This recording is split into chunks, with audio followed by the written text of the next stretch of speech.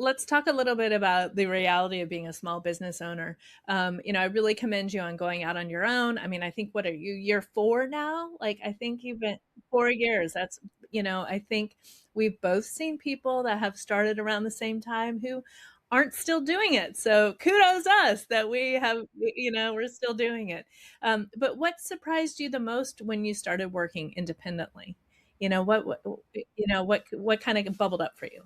So you are good at your job when you're working for somebody or working at corporate. And then, you're maybe the best at it, right? But then when you're out on your own, you are still good. But then there's all these other things that you have to do. You have to market the business, not just yourself. You have to network and repeatedly follow up.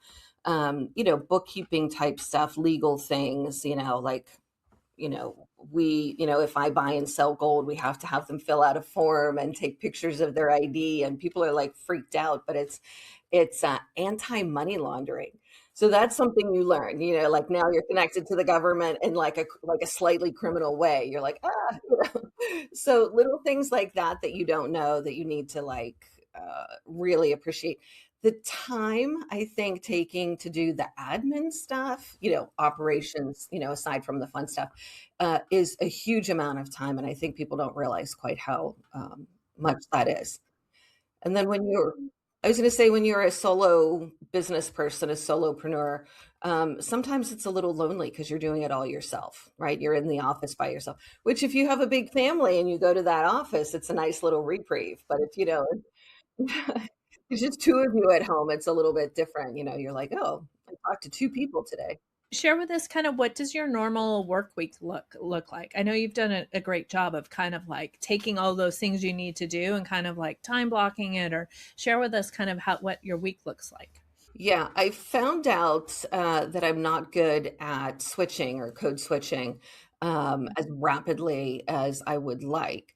So I time block, and I have different days for different things. So Monday, I work from home because it just kind of like it feels like a cheat day, like, oh, I took Monday off, right?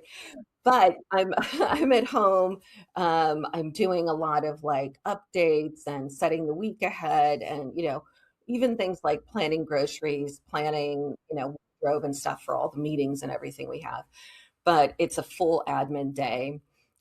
Tuesday is a meeting day. I have an early networking meeting at 7:30, but it's been productive. And then a little buffer of time, and then I have a business coach meeting almost every Thursday. And then I block time after that to do those coach tasks. With lunch, I go for a walk, and then other meetings on Tuesday. And then Wednesday, Thursday, Friday is really a lot of clients come to the office, update. I don't really do a lot of admin on those days, but I will go to events, networking events in the evening or the morning or lunchtime, when they tend to be those days anyways. So it works out well. So that's the time block.